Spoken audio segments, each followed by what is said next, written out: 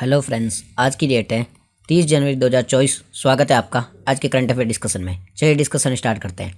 देखेंगे सबसे पहला जो हमारा आर्टिकल देखेंगे वो देखेंगे इंडिया फ्रांस की डिफेंस रिलेशन के बारे में। अभी इंडिया और फ्रांस के बीच में डिफेंस रिलेशन है वो बढ़ गए हैं। बाकी देशों की तुलना में इंडिया के फ्रांस के डिफेंस रिलेशन है वो लगातार बढ़ते जा रहे हैं। इससे संबंधित देख लेते हैं। अभी क्या हुआ, फ्रांस के राष्ट्रपति जी है वो इंडिया पर आए थे। हमारी जो 26 जनवरी की हर साल क्या होता है, 26 जनवरी को हम किसी फॉरेन गेस्ट को as a chief guest Bharat में बुलाते हैं। फॉरेनर को चीफ गेस्ट भारत में बुलाते हैं। वो किसी देश का या तो राष्ट्रपति हो सकता है या प्रधानमंत्री हो सकता है। तो इस बार हमने फ्रांस के राष्ट्रपति को इनवाइट किया था, तो वो भारत आए थे। हमने जयपुर में इससे संबंधित एक रैली भी निकाले थे हमारे प्रधानमंत्री जी ने। तो फ्रांस और जो हमारे भारत है ना, उसके बीच में कई सारी एग्रीमेंट हुए थे।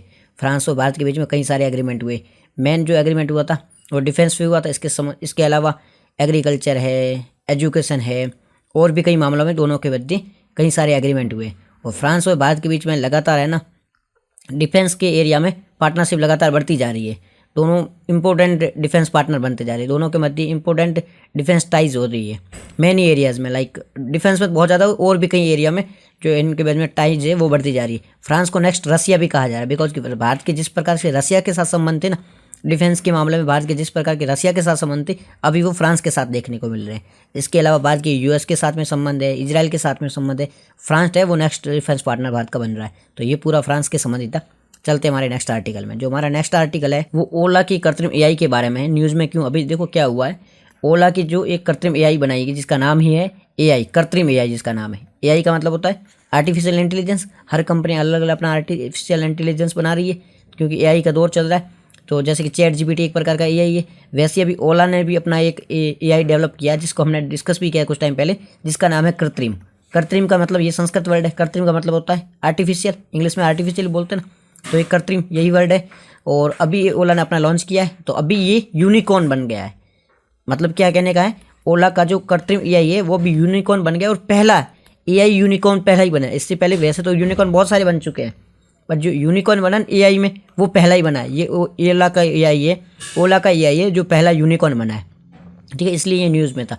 तो इस कृत्रिम एआई के बारे में बात करें ना, तो ये देखो ये इंडिया का मॉडल है। पहले तो इंडिया का एआई मॉडल है। इससे पहले इंडिया के ऐसे तो एआई मॉडल बहुत सारे लॉन्च हुए, बट इससे काफ़ी ज़्यादा होप है। होप क्यों है, तो सबसे पहले तो इसका एआई का मॉडल है इंडिया का, कृत्रिम एआई मॉडल इंडिया का है। इसे लॉन्च किसने किया था, ओला के सीईओ है ना भाविश अग्रवाल जी। ठीक है, तो इनके द्वारा भाविश अग्रवाल जी, इनके द्वारा ये लॉन्च किया गया था।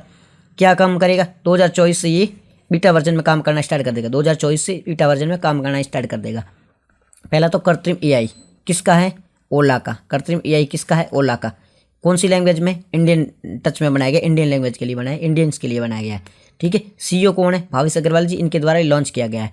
और अभी क्यों न्यूज़ में, अभी यूनिकॉर्न बन चुका है, ये पहला एआई यूनिकॉर्न बन चुका है, इसलिए न्यूज़ में। कब से काम स्टार्ट करेगा, 2024 से ये काम करना स्टार्ट कर देगा। ये तो यहाँ पे देखा हमने।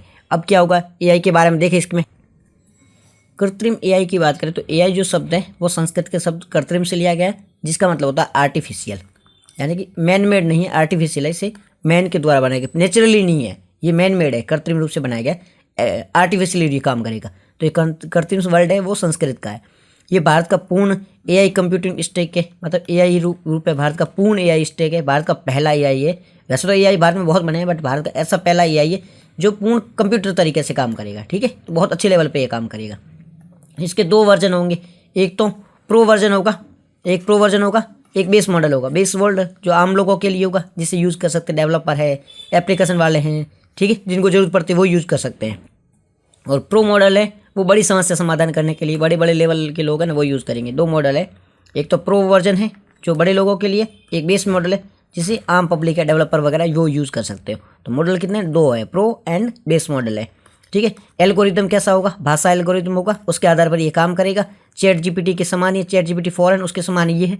तो चैट जीपीटी के समान एक प्रकार का एआई है, बट इसमें एआई है वो भारत के आधार पर है। चैट जीपीटी फॉरेनर के बेस पर है, उसमें फॉरेनर लैंग्वेज वगैरह है, इंडियन टच नहीं है, बट इसमें इंडियन टच है, वो इंडियन हिसाब से काम करेगा, इंडिया के प्रकार से काम करेगा। ठीक है, कौन कौन सी लैंग्वेज, जैसे कन्नड़, हिंदी वगैरह बहुत सारी इसमें इंडियन लैंग्वेज दी गई है इंडिया के हिसाब से। तो इंडियन लैंग्वेज जैसे मोर देन 20 लैंग्वेज इसमें लिखी गई है। जैसे भारत की भाषा है उसमें मोर देन 20 भाषाएं इसमें इंक्लूड की गई है।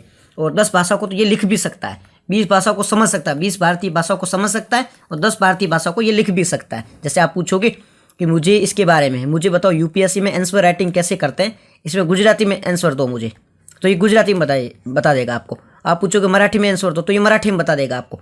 10 लैंग्वेज में तो आपको लिख के भी बता देगा, और 20 लैंग्वेज बोलोगे तो समझ जाएगा, है ना। 10 लैंग्वेज आपको लिख के दे देगा वापस आंसर, और 20 लैंग्वेज में ये समझ भी सकता है। इसका कहने का मतलब ये वॉइस में भी काम करता है। आप बोल के भी बोलोगे कि मुझे ये आंसर दो, मुझे दो कि how to clear UPSC, how to crack UPSC, ये बोल के बताओ। आप वॉइस दो, हाउ टू क्रैक यूपीएससी, बोल के कमांड दोगे तो भी आपको आंसर दे देगा।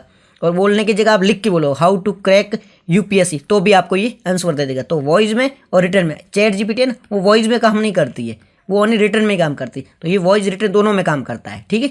तो ये इस प्रकार से चैट जीपीटी से थोड़ा अच्छा भी है। एक तो इंडियन टच है, ठीक है, ये इंडियन की बहुत सारी लैंग्वेज समझ सकता है, और इसमें जो डेटा दिया गया है वो भी इंडिया का है, ताकि जैसे आप रामायण के बारे में, महाभारत के बारे में पूछोगे ना, तो वहाँ पर जो आपको आंसर मिलेगा वो इंडियन के अकॉर्डिंग मिलेगा। वहाँ पे पूछोगे आप चैट जीपीटी में रामायण क्या है, तो आपको एक बना बनाया सा आंसर मिलेगा, आपको लगेगा ये क्या कह रहा है, ऐसा तो हमने सोचा ही भी नहीं था। और यहाँ पे पूछोगे तो रियल रामायण का मतलब मिलेगा, क्योंकि बिकॉज इसमें इंडियन क्या सोचते हैं वो दिखाया दिया गया, भारतीय भावनाओं को इंक्लूड किया गया, इसलिए ये इस प्रकार के आंसर देगा, ठीक है। किस पे आधार पे काम करता है, तो काम तो वही है, बड़े लैंग्वेज के होता है। लार्ज लैंग्वेज मॉडल है LLM, उसके आधार पर ये काम करता है। लार्ज लैंग्वेज मॉडल है, उसके आधार पर ये काम करेगा। एक प्रकार का कृत्रिम एरिया ये है ही, और इसमें ये प्रकार के बेंचमार्क यूज हुए। तो ये पूरा कृत्रिम AI से संबंधित था। अब चलेंगे हमारे नेक्स्ट आर्टिकल की ओर। हमारा नेक्स्ट आर्टिकल है वो ज़ॉम्बी वायरस के बारे में। ज़ॉम्बी वायरस के बारे में न्यूज़ में क्यों है ज़ॉम्बी वायरस का? ये न्यूज़ में इसलिए है कि साइंटिस्ट का कहना है कि अभी प्राचीन काल से जो हमारे परमाफ्रॉस्ट थी वो दबे हुए थे। मीन्स क्या परमाफ्रॉस्ट, पहले तो ये देख लो परमाफ्रॉस्ट होते क्या है, बाद में न्यूज़ को देख ली। परमाफ्रॉस्ट क्या होता है, जैसे कि ये एरिया है, ठीक है, आर्कटिक रीजन है, हिमालयन रीजन है, वहाँ पे लगातार 2 साल, वैसे तो कई साल से रहे तो वो तो है ही, लगातार 2 साल से, लगातार 2 ईयर से, लगातार 2 सालों से जहाँ पर बर्फ ढकी रहती है, जहाँ पर बर्फ़ ढकी हुई रहती है और टेम्परेचर 0 डिग्री से कम रहता है, वो परमाफ्रॉस्ट कहलाता है। ऐसा एरिया जहाँ पर लगातार 2 वर्ष से बर्फ़ ढकी हुई रहती है, ऐसा एरिया जहाँ पर लगातार 2 वर्षों से बर्फ़ ढकी हुई रहती हो, और वो लगातार 2 वर्ष से -0 डिग्री, 0 डिग्री से नीचे का टेम्परेचर हो, माइनस में टेम्परेचर हो, वो परमाफ्रॉस्ट रीजन कहलाता है। तो परमाफ्रॉस्ट जैसे आर्कटिक रीजन है, वहाँ पर लगातार 200 तो क्या है, वहाँ पे तो करोड़ों सालों से बर्फ़ ढकी हुई है, और हमारा हिमालयन रीजन है, वहाँ पे बर्फ़ ढकी हुई है। तो ये सारे रीजन है वो परमाफ्रॉस्ट रीजन है।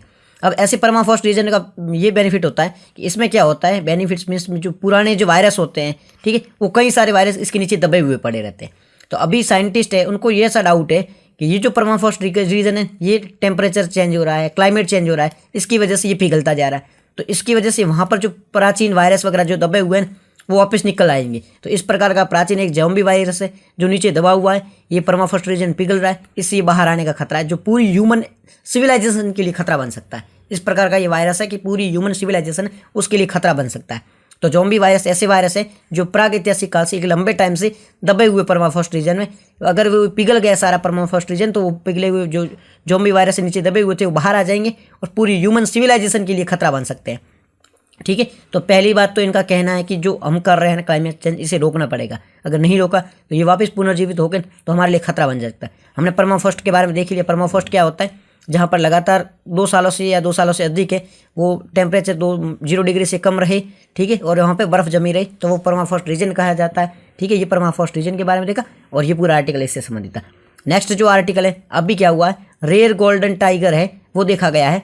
रेयर ऐसा जो टाइगर है वो कहीं कहीं बहुत कम देखा जाता है, ये रेयर गोल्डन टाइगर है। अब ये किस प्रकार का है, ये गोल्डन कलर का, सुनहरे कलर होते हैं ना, ये भूरे टाइप के ऐसे कलर होते हैं, इस टाइप का है। तो सुनहरे या गोल्डन जो बालों वाला एक टाइगर है वो देखा गया काजीरंगा में। तो आप बोलोगे कि गोल्डन टाइगर तो होते ही नहीं, ये कौन सा टाइगर, हमने तो कभी नहीं देखा। आपने कहा किसी ने भी नहीं देखा, बहुत कम, इसलिए तो कहा जाता है रेयर है। आपने नहीं देखा तभी तो रेयर कहा जा रहा है। तो वहाँ पे जो रहते हैं वो रेयर टाइगर होते हैं, उनका कलर होता है इस टाइप का, सुनहरा कलर होता है, गोल्डन कलर होता है, रेयर देखे जाते हैं। अभी देखा गया है असम के जो काजीरंगा नेशनल पार्क है वहाँ पर देखा गया। तो ये न्यूज़ थी। अभी इसके बारे में एक बार बात कर लेते हैं। अभी एक फोटोग्राफर थी, वहाँ पे फोटोग्राफी कर रहे थे, तो उनको ये रेयर गोल्डन टाइगर है वो देखा गया। कहाँ देखा गया, असम के काजीरंगा नेशनल पार्क में। अब इसके बारे में बात करें, असम के जो गोल्डन टाइगर जो है, अब देखो ये एक प्रकार का टाइगर है ना, ये एक अलग कोई प्रजाति नहीं है। जैसे कि आप बोलोगे कि अलग अलग प्रजातियाँ होती है, टाइगर की अलग प्रजाति है, लॉयन की अलग प्रजाति है, वैसे अलग अलग प्रजाति है। बट ये जो है ना गोल्डन टाइगर, ये कोई अलग प्रजाति नहीं है, ये पार्ट टाइगर ही है। ये मेन जो टाइगर है ना वही है, इसमें कोई डिफरेंस नहीं, कोई फ़र्क नहीं है। फ़र्क बस इतना है कि इसका जो कलर है, इसका बालों का कलर है वो गोल्डन है, इसमें कोई नहीं है, ठीक है, कोई चेंजिंग नहीं है। बस इतना है कि ये जो कलर है वही चेंज है, ना इनकी स्पीड चेंज है, ना इनका शिकार करने का तरीका अलग है, ना इनके रहने का तरीका अलग है। सिंपल से इतना है कि इनका कलर इतना अलग है। जैसे इंसान में कोई किस कलर का होता है, कोई किस कलर का होता है, इसका मतलब ये नहीं कि इंसान की प्रजाति अलग है, नहीं, प्रजाति सेम है, टाइगर की प्रजाति, बट इसका कलर अलग है, ठीक है। इसे टेबी और स्ट्रॉबेरी भी कहा जाता है, टेबी टाइगर भी कहा जाता है, स्ट्रॉबेरी भी टाइगर भी कहा जाता है, ठीक है। अब इसका कलर चेंज क्यों होता है, कलर चेंज क्यों होता है? कलर चेंज होने का मेन रीजन है इनमें जो अपना जीन होता है ना, जीन होता है, वो जीन चेंज होता है। एक अप्रभावी जीन होता है, ठीक है, हमारे जेनेटिक होते हैं ना, जेनेटिक चेंज हो करने से हमारी हाइट चेंज हो सकती है, हमारा कलर चेंज हो सकता है, ये सारी चीज़ें इंसान में भी चेंज होती हैं। तो वैसे ही ये जो टाइगर है ना, इसमें एक जीन होता है, जीन में प्रभाव आ जाता है, उसके कारण में जीन में चेंजिंग आने के कारण इसका कलर चेंज हो जाता है, ठीक है। सिंपल सी बात है, जीन है, उसमें प्रभाव आने के कारण, उसमें चेंज आने के कारण इनका जो कलर होता है चेंज हो जाता है और सुनहरे कलर का हो जाता है। कलर कैसा होता है? सुनहरा कलर होता है। इसमें ये देखो इस प्रकार का इसका कलर है, कलर देख लो आप, ये रेड कलर है, उसमें ब्लैक धारियाँ है और नीचे वाइट शाख है, ठीक है। तो कलर है रेड, ऊपर सुनहरा कलर है और नीचे ब्लैक पट्टियाँ है और वाइट कलर का। देखो इसका सफ़ेद रंग होता है बालों का, नीचे सफ़ेद रंग है, ठीक है। ऊपर बाघ काले रंग की पट्टियाँ होती है, बाघ की तरह काले रंग की पट्टियाँ है, और ये बाघ परिवार से है, टाइगर फैमिली से है, कोई अलग से प्रजाति नहीं है। ये आनुवांशिक होते हैं, जीन होते हैं, उसमें चेंज आने के कारण इसका रंग अलग हो जाता है और इसमें कलर होता है। उसका चेंज होने का एक और रीजन है, ये अत्यधिक प्रजनन करने से, अत्यधिक सेक्सुअल एक्टिविटी करने से, अत्यधिक प्रजनन करने से इनमें कलर में चेंज आ सकता है, ठीक है। एक्सेसिव इनब्रीडिंग करने से इनके कलर में चेंज आ सकता है। चेंज आने का रीजन पहले तो हमने देखा था, एक तो जीन में चेंज आ गया, ठीक है, जीन में चेंज आ गया तो भी हो सकता है, एक्सेसिव इनब्रीडिंग करने से भी आ सकता है चेंज। अब एक्सेसिव इनब्रीडिंग क्या होता है? इसमें जैसे कि दो सेम वंश के हैं, ठीक है, दो सेम ही वंश का आप समझते हो, दो सेम वंश के, यानी दो एक ही परंपरा से आ रहे हैं, दो एक ही, मतलब उनका जो बर्थ है, उनका ग्रोथ है, डिसेंट आप समझ रहे हो, एक ही वंश से। अगर दो एक ही वंश से आने वाले प्राणी, दो एक ही वंश से आने वाले जो इंडिविजुअल है, वो जब इस प्रकार की एक्टिविटीज़ करते हैं, सेक्सुअल एक्टिविटीज़ करते हैं, उससे जो बच्चे पैदा होते हैं वो सेम ही वंश के होते हैं, इनब्रीडिंग कहा जाएगा। मतलब सेम वंश से आने वाले जब दो व्यक्ति है, समान वंश से आने वाले जो होते हैं, वो जब इस प्रकार की एक्टिविटी करते हैं, उनसे जो बच्चे पैदा होते हैं, इनब्रीडिंग वाले बच्चे कहते हैं। इसमें संभोग से व्यक्ति पैदा होते हैं, तो ये जो लक्षण होते हैं वो वापस पैदा हो जाते हैं। इनमें जो अप्रभावी लक्षण होते हैं वो पैदा हो सकते हैं, ठीक है। इसलिए कहा जाता है ना कि हमारे जो देसी भाषा में कहा जाता है कि शादियाँ होती है वो सेम गोत्र में, सेम वंश में नहीं करनी चाहिए। तो इसीलिए कहा जाता है कि सेम वंश में करने से जो अप्रभावी कैरेक्टर होते हैं वो आ जाते हैं, ऐसे लक्षण होते हैं जो नहीं होने चाहिए वो आ जाते हैं, इसीलिए दूर शादियाँ की जाती है। तो सेम इनमें ये होता है कि जो सेम वंश से, सेम डिसेंट से जो शादियाँ कर लेते हैं, सेम डिसेंट से इस प्रकार की क्रिया कर लेते हैं, जहाँ बच्चे पैदा होते हैं, तो उनमें ये जो एक्टिविटीज़ होती हैं, जो जीन होते हैं, अप्रभावी लक्षण होते हैं, वो आने की संभावना बढ़ जाती है। आपने वो मॉडल भी पढ़ा होगा साइंस में, ठीक है। तो सेम प्रभाव से आने से खतरा बढ़ जाता है। इनकी तंचा जो होती है ना, अंगूठी कलर की होती है, अलग अलग कलर की ये दिखाई देते हैं। मैन जो होते हैं वो सुनहरे कलर के होते हैं, ठीक है। ये पूरा आर्टिकल इससे संबंधित है। और अब देखो काजीरंगा नेशनल पार्क के बारे में आया, तो काजीरंगा नेशनल पार्क के बारे में बात करते हैं। ये रहा काजीरंगा नेशनल पार्क, कहाँ पर है ये? पहले असम में, ये असम का मैप, ये काजीरंगा नेशनल पार्क है, ठीक है। अब काजीरंगा नेशनल पार्क पहले तो इसे किया गया था क्रिएट 1904 में इसे बनाया गया था। काजीरंगा को 1904 में बनाया गया था। नेशनल पार्क इसे कब बनाया गया? 1974 में, 1974 में इसे नेशनल पार्क घोषित किया गया। 1904 में बनाया गया था, 1974 में इसे नेशनल पार्क घोषित किया गया। 2007 में इसे टाइगर रिजर्व घोषित किया गया।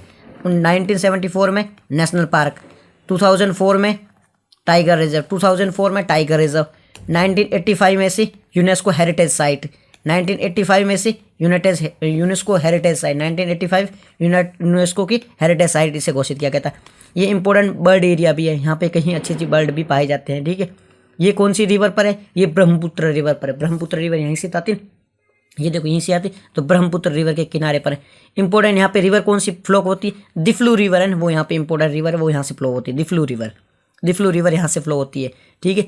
अलग अलग प्रकार की यहाँ पे एलिफेंट है, राइनोज है, टाइगर है, ये सारे यहाँ पे प्राणी रहते हैं। Elephant, rhinos, tiger, Asiatic buffalo वो वहाँ पर पाए जाते हैं। हाईवे नंबर नेशनल हाईवे 37 वो यहीं पे चलता है, यहाँ से चलता है। नेशनल हाईवे 37 से यहाँ पे जाता है, वो यहीं से इसी से होते पास होता है। नेशनल हाईवे नंबर 37 इसी से होते हुए पास होता है, ठीक है। और भी लैंडस्केप है यहाँ पे, सेमी एवरग्रीन फॉरेस्ट है, ग्रास लैंड है, ओपन जंगल है, ठीक है। ये सारी यहाँ पे चीज़ें देखने को मिलती है। असम, ये काजीरंगा नेशनल पार्क पहले तो कहाँ असम में है, ठीक है। 1904 में इसे बनाया गया था। 1974 में 1974 में टाइगर नेशनल पार्क, 2007 में इसे टाइगर रिजर्व, 1985 में यूनेस्को की धरातल स्थल, ठीक है। पक्षी अभ्यारण्य भी देखा गया, इसमें बहुत सारे पक्षी भी रहते हैं इंपॉर्टेंट। कौन सी रिवर यहाँ पे फ्लो होती है, ब्रह्मपुत्र रिवर के किनारे पर है। दिफ्लू रिवर यहाँ फ्लो होती है, दिफ्लू रिवर यहाँ से फ्लो होती है। नेशनल हाईवे 37, नेशनल हाईवे कौन सा यहाँ से 37 होता है। गेंडा, हाथी, बाघ, एशियाई भैंस यहाँ पे पाई जाती हैं, ठीक है। इस प्रकार के यहाँ पे वन देखे जाते हैं, ठीक है। उसके बाद में नेक्स्ट जो हमारा आर्टिकल है वो है, गवर्नमेंट ने अभी कहा है कि जो आधार कार्ड है ना, उसे आप एज ए बर्थ सर्टिफिकेट और साथ ही साथ में एज ए नेशनलिटी प्रूफ नहीं कर सकते हो। मतलब बर्थ सर्टिफिकेट आपके पास है, इसका मतलब ये नहीं आप इंडियन सिटीजन हो। क्यों? क्योंकि बर्थ सर्टिफिकेट है ना, वो सिटीजन इंडियन बनाती है। इसके अलावा फॉरेनर भी है, फॉरेनर है जिसको कुछ टाइम के लिए इंडिया में रहना है, उनको कुछ सिम कार्ड वगैरह लेनी है और भी कुछ काम करना है, उसके लिए आधार कार्ड की जरूरत होती है। तो फॉरेनर है वो आधार कार्ड बना सकता है। पहली बात है, फॉरेनर आधार कार्ड बना सकता है। तो फॉरेनर अगर आधार कार्ड बना सकता है, इसका मतलब है कि इसे बर्थ सर्टिफिकेट के नेशनलिटी के रूप में तो यूज़ नहीं किया जा सकता है, सिटीजन के रूप में तो यूज़ नहीं किया जा सकता है। तो आधार कार्ड सिटीजन का वो प्रूफ नहीं है, आधार कार्ड सिटीजन का प्रूफ नहीं है। यूपीएससी ने इस पर क्वेश्चन पूछा था ना, तब यूपीएससी ने पूछा था कि क्या Aadhaar card as a citizen proof है? नहीं, आधार कार्ड सिटीजन प्रूफ नहीं है, कि आप सिटीजन प्रूफ नहीं कर सकते आधार कार्ड को देख के। सेकंड, ठीक है, पहली स्टेटमेंट समझ में आ गई। दूसरा, ये तो पहले की बात है। दूसरी बात ये है, किसी as a death certificate, as a date birth of date, तो इसे बर्थ डेट सर्टिफिकेट के रूप में भी यूज़ नहीं किया जाता, बर्थ सर्टिफिकेट के रूप में यूज़ नहीं किया सकता। आप आधार कार्ड देखकर ये नहीं बोल सकते कि मेरा बर्थ ये होता है और मेरा ही बर्थ सर्टिफिकेट है। मार्कशीट दे सकते हो और भी कुछ चीज़ें दे सकते हो, बट आधार कार्ड को बर्थ सर्टिफिकेट के रूप में यूज नहीं किया जा सकता। गवर्नमेंट के 2 रूल आए हैं। गवर्नमेंट का पहला है तो है, इसे सिटीजन प्रूफ नहीं दे सकते हो, एज ए सिटीजन प्रूफ नहीं दे सकते हो। साथ ही साथ में बर्थ सर्टिफिकेट के रूप में भी इसे यूज नहीं किया जा सकता है। फिर लाए क्यों है? कभी ना तो बर्थ सर्टिफिकेट के रूप में यूज़ कर सकते हो, ये वो एक बार क्या चेंजिंग होते रहते हैं, दिक्कतें करती हैं, ठीक है। तो बर्थ सर्टिफिकेट के रूप में यूज़ नहीं कर सकते हो, सिटीजन के रूप में यूज़ नहीं कर सकते हो, ठीक है। ये पूरा इससे संबंधित है। नेक्स्ट जो हमारा आर्टिकल है वो है पद्मश्री अवार्ड के बारे में, पद्म विभूषण अवार्ड के बारे में, मतलब पद्म अवार्ड के बारे में। तो हर साल है वो 26 जनवरी को पद्म अवार्ड दिए जाते हैं, इस बार भी दिए गए, इससे संबंधित ये है आर्टिकल। तो आर्टिकल क्या है? हर साल 26 जनवरी को पद्म अवार्ड दिए जाते हैं। इस बार जो है 132 टोटल अवार्ड दिए जा रहे हैं, 132 अवार्ड दिए जा रहे हैं। इसमें 2 अवार्ड है, वो तो एक अवार्ड ऐसा है जो 2 लोगों को दिया जा रहा है। टोटल 132 दिया जा रहा है, एक अवार्ड है 2 लोगों को दिया जा रहा है। ये है पद्म भूषण, पद्म विभूषण, पद्म भूषण और पद्मश्री, 3 प्रकार के। भारत में सबसे बड़ा अवार्ड कौन सा है? भारत में सबसे बड़ा अवार्ड है भारत रत्न, पहले नंबर पे आता है भारत रत्न, ठीक है। भारत का सबसे बड़ा हाईएस्ट सिविलियन अवार्ड है वो भारत रत्न, भारत का हाईएस्ट सिविलियन अवार्ड है वो भारत रत्न है, ठीक है। ठीक है, ये भारत रत्न को तो साइड में रखा हमने, भारत तो हाईएस्ट सिविलियन अवार्ड हो गया। और दूसरे नंबर पे या पहले नंबर पर, अगर पूरी इंडिया की बात करोगे दूसरे नंबर पर, और इसमें पद्म वाले सीरीज में करोगे तो पहले नंबर पर आता है पद्म विभूषण। पद्म विभूषण, पद्म भारत रत्न के बाद में सेकंड हाईएस्ट भारतीय सिविलियन अवार्ड है, ठीक है। पहले तो हाईएस्ट सिविलियन अवार्ड कौन सा है? भारत रत्न है, Bharat Ratna highest civilian award है। उसके बाद में जो हाईएस्ट सिविलियन अवार्ड है वो पद्म विभूषण है, ठीक है। भारत रत्न के बाद में हाईएस्ट जो सिविलियन अवार्ड है वो पद्म विभूषण है। तो पद्म विभूषण इस साल कितने दिए जा रहे हैं? इस साल 5 पद्म विभूषण दिए जा रहे हैं, 5 पद्म विभूषण दिए जा रहे हैं। 17 पद्म भूषण, पहले सबसे बड़ा है भारत रत्न, उसके बाद में पद्म विभूषण, उसके बाद में पद्म भूषण, 17 पद्म भूषण दिए जा रहे हैं। और 110 है वो पद्मश्री, पद्म विभूषण, पद्म भूषण, पद्मश्री। ऐसे देखना कि वर्ड किस में कितने, उस हिसाब से आप वो लगा लेना। विभूषण 4 वर्ड है, विभूषण 4 वर्ड है, तो ये सबसे बड़ा। फिर भूषण 3 वर्ड है, फिर उससे छोटा है, और ये श्री 1 ही वर्ड है, तो ये छोटा आ गया। तो ऐसे ही आप वर्ड ही देख लेना, 4 वर्ड है, पद्म भूषण सबसे बड़ा, पद्म भूषण 3 तो छोटा, और पद्मश्री सबसे छोटा, ठीक है।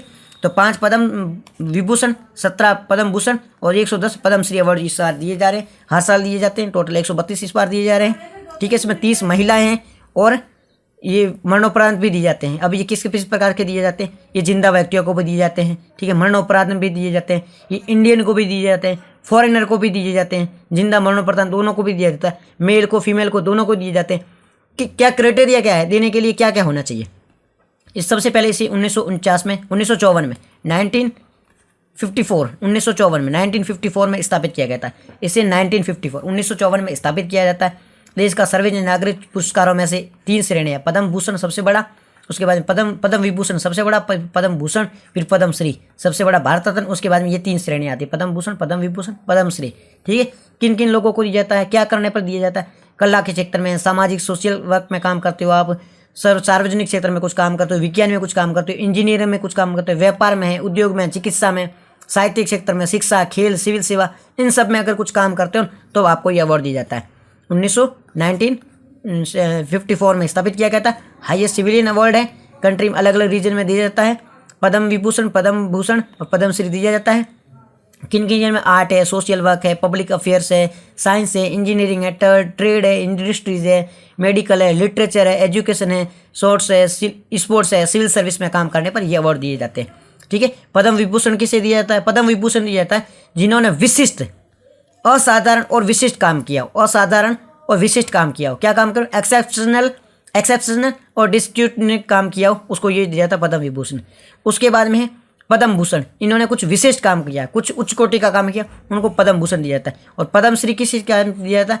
ये विशिष्ट कार्य करने वालों को। विशिष्ट असाधारण को पद्म विभूषण, विशिष्ट और असाधारण को पद्म विभूषण, विशिष्ट उच्च कोटि का पद्म भूषण और विशिष्ट काम का वो पद्मश्री दिया जाता है। कब? 1954 में स्थापित किया जाता है। कब किया जाता है? 1954 में किया जाता है। किनको इनको दिया जाता है? इंडियन, फॉरेनर दोनों को दिया जाता है, इन फील्ड में दिया जाता है। ठीक है। ये पूरा इन अवार्ड के बारे में था। तो ये ट्रू एंड फॉल्स के हमारे जो क्वेश्चन थे तो वो देख लो। पहले तो सेकेंडरी मार्केट में क्या किया जाता है कि ट्रेड की जाती है। सेकेंडरी मार्केट में जैसे आप डायरेक्ट सेल खरीद सकते हो, नहीं, सेकेंडरी मार्केट में ट्रेड, इन्वेस्टर होते हैं, आपस में बेचते खरीदते हैं। सेकेंडरी मार्केट में इन्वेस्टर आपस में खरीदते बेचते हैं, तो ये फॉल्स है। फिर है ये सेपी के बारे में, सेपी के बारे में पूछा गया कि सेपी का इसका हेडक्वार्टर कहाँ है? ओस्लो में है। ठीक है। सेपी का हेडक्वार्टर ओस्लो में, फ्रांस में नहीं है, तो ये फॉल्स है। फिर पूछा लेक विक्टोरिया के बारे में, युगांडा, केन्या से तो बाउंड्री लगती है, साउथ अफ्रीका से नहीं लगती, तंजानिया से लगती है, तो ये भी फॉल्स है।